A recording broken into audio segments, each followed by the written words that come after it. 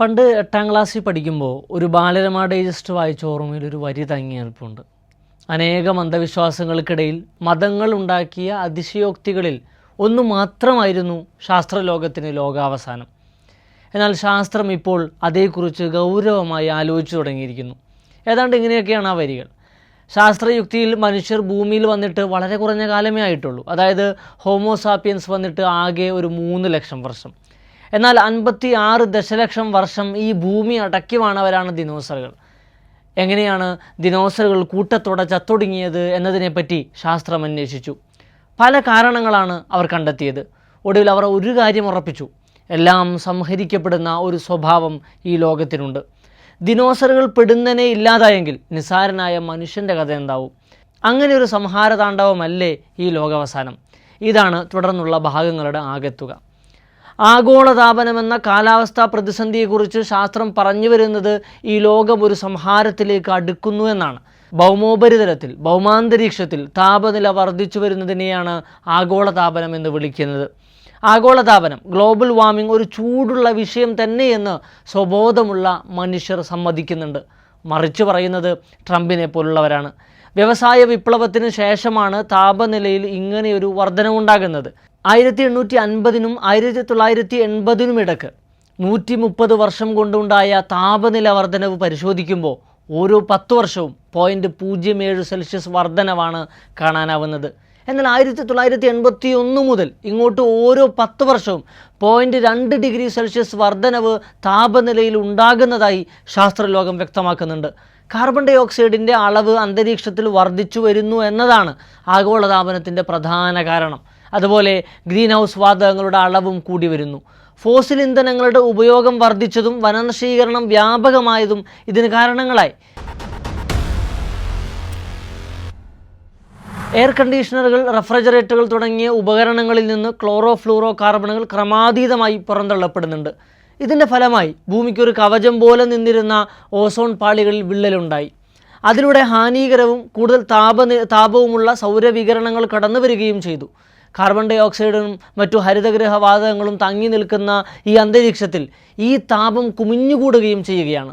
ഓരോ വേനലും കൂടുതൽ ചൂടുള്ളതായി മാറുന്നത്, മരുഭൂമിയിലേതിന് സമാനമായ താപനില നമ്മുടെ നാടുകളിൽ ഉണ്ടാവുന്നത് ആഗോളതാപനം മൂലമാണ്. ഏറ്റവും പ്രധാനപ്പെട്ട ഒരു കാര്യം, പണ്ടൊക്കെ ഋതുക്കൾ ചാക്രികമായിരുന്നു, സൈക്കിൾ മോഡിലായിരുന്നു.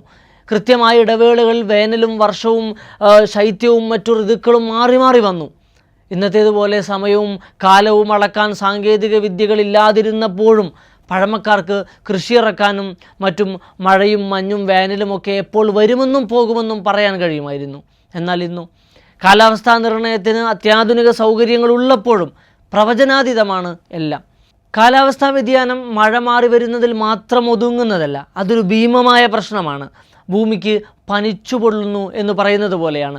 വല്ലപ്പോഴും മാത്രം സംഭവിച്ചിരുന്ന പ്രകൃതി ദുരന്തങ്ങൾ നിത്യസംഭവം പോലെയായി. ചുഴലിക്കാറ്റുകളും കൊടുങ്കാറ്റുകളും തുടരെ ആവർത്തിക്കുകയാണ്. ഭൂചലനങ്ങൾ ചെറിയ ഇടവേളകളിൽ വന്നുകൊണ്ടിരിക്കുകയാണ്. കാട്ടുതീകൾ തുടർക്കഥയാവുന്നു. ഓരോ മഴക്കാലവും പ്രളയം കൊണ്ടുവരുന്നു. ആവാസം എളുപ്പമല്ലാതാകുന്ന ഒരു ലോകമാണ് സത്യം പറഞ്ഞാൽ നമ്മൾ കണ്ടുകൊണ്ടിരിക്കുന്നത്. ലോകത്തിൻ്റെ പല ഭാഗങ്ങളിലും കടുത്ത വരൾച്ചയും ജലദൗർലഭ്യവും ഇതിനകം ലക്ഷക്കണക്കിന് ആളുകളെ കൊന്നുകൊണ്ടിരിക്കുകയാണ്.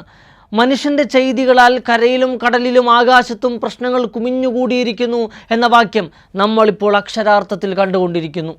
അന്തരീക്ഷ താപനില വർദ്ധിച്ചതോടെ മഞ്ഞുരുക്കവും വർദ്ധിച്ചു. വലിയ ഗ്ലേസിയറുകൾ ഉരുകി ഒലിച്ച് തീരുകയാണ്. ഇങ്ങനെ മഞ്ഞുമലകൾ ഉരുകി കടലിലെത്തുന്നതോടെ സമുദ്രനിരപ്പ് ഉയരാനും തുടങ്ങി. 30-40 വർഷങ്ങൾ കൊണ്ട് മാലിദ്വീപിൻ്റെയൊക്കെ ചില ദ്വീപുകളെ കടലെടുക്കുമെന്നാണ് ശാസ്ത്രം മുന്നറിയിപ്പ് നൽകുന്നത്. മഞ്ഞുരുക്കം കൊണ്ട് മറ്റൊരു ഗുരുതര പ്രശ്നം കൂടിയുണ്ട്. ഭൂമിയിലുള്ള ആകെ ജലത്തിൻ്റെ 97% കുടിക്കാൻ പറ്റുന്ന വെള്ളമല്ല. വെറും 3% മാത്രമാണ് കുടിവെള്ളമായി കണക്കാക്കാൻ കഴിയുന്നത്. അതിൻ്റെ 69% ഈ മഞ്ഞുമലകളിലാണ്. 30% ഭൂഗർഭജലമാണ് എന്ന് പറയാം. 1% മാത്രമേ ശുദ്ധജലമായി നദികളിലും തടാകങ്ങളിലും കാണുന്നുള്ളൂ. മഞ്ഞുമലകൾ ഉരുകി കടലിൽ ചേരുന്നതോടെ കൂടുതൽ ജലം കുടിക്കാൻ പറ്റാത്ത ഉപ്പുവെള്ളമായി മാറുകയാണ്. വ്യവസായ മേഖലകളിലെ മലിനീകരണം മൂലം ഭൂഗർഭജലം വിഷമായി മാറിക്കഴിഞ്ഞിട്ടുണ്ട്. പുഴകളും തടാകങ്ങളും ഇതിനകം ചരമഗീതം കേട്ടുകഴിഞ്ഞു. വെള്ളത്തിന് വേണ്ടി ഒരു മഹായുദ്ധം ഉണ്ടാകുമെന്നൊക്കെ പറയുന്നതിൽ അതിശയോക്തി ഇല്ല എന്ന് വെറുതെ ആലോചിച്ചാൽ മനസ്സിലാകുന്ന വസ്തുതയാണ്. പ്രാർത്ഥനയ്ക്കായി അംഗശുദ്ധി വരുത്തുമ്പോൾ പോലും അതൊരു കൂറ്റൻ ജലാശയത്തിൽ നിന്നായിരിക്കലും അമിതവ്യയം പാടില്ലെന്ന തിരുനബി വചനം വലിയ പാഠമാകുന്നത് ഇവിടെയൊക്കെയാണ്. മനുഷ്യൻ്റെ ഓരോ കുതിച്ചുചാട്ടങ്ങൾക്കും അതിൻ്റെ നേട്ടമുണ്ടായി എന്ന് പറയുന്നത് പോലെ തന്നെ കോട്ടങ്ങളും ഉണ്ടായി എന്നതാണ് നേര്. വ്യവസായ വിപ്ലവം തന്നെ വലിയ ഉദാഹരണമാണ്.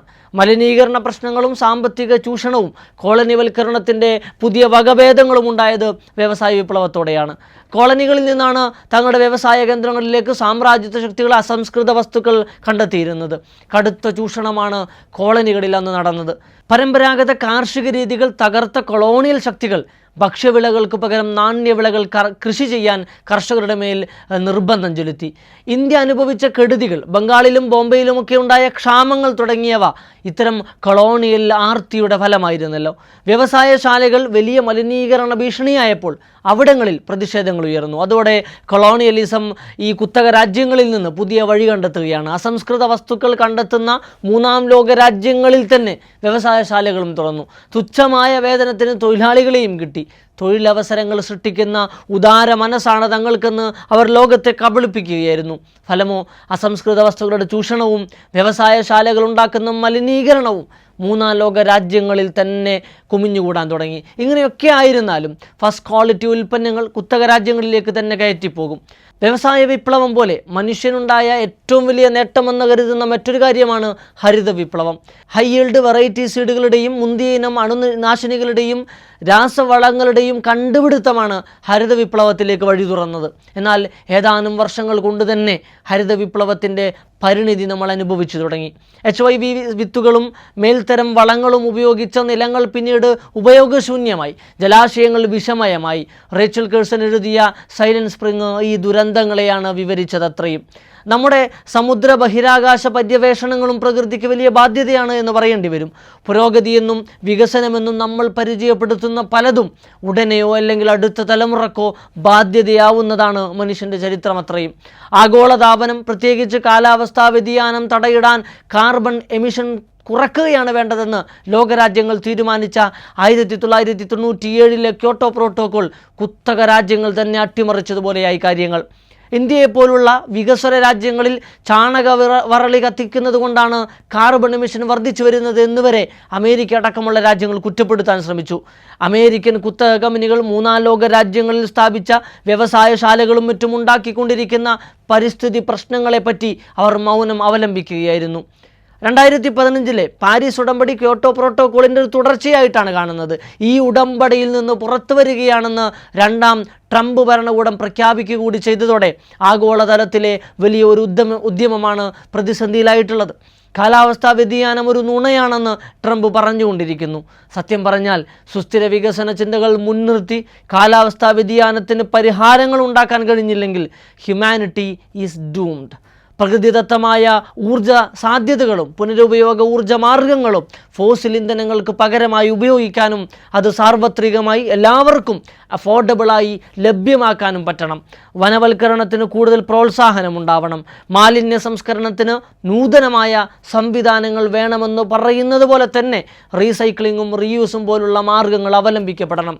നമുക്ക് എങ്ങനെയാണോ ഈ ഭൂമിയും പരിസ്ഥിതിയും ആവാസ വ്യവസ്ഥയും മുൻഗാമികളിൽ നിന്ന് ലഭിച്ചത്, അതിനേക്കാൾ സുരക്ഷിതമായി കൂടുതൽ മെച്ചപ്പെട്ട രൂപത്തിൽ നമ്മുടെ പിറകെ വരുന്നവർക്ക് കൈമാറാനുള്ള ബാധ്യത നമുക്കുണ്ട് എന്നതാണ് സത്യം.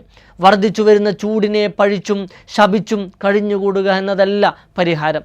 ഓരോ വ്യക്തിയും പരിസ്ഥിതി സൗഹൃദമായ ജീവിതത്തിലേക്ക് അവർക്കാവും വിധം എത്തിച്ചേരുകയാണ് വേണ്ടത്.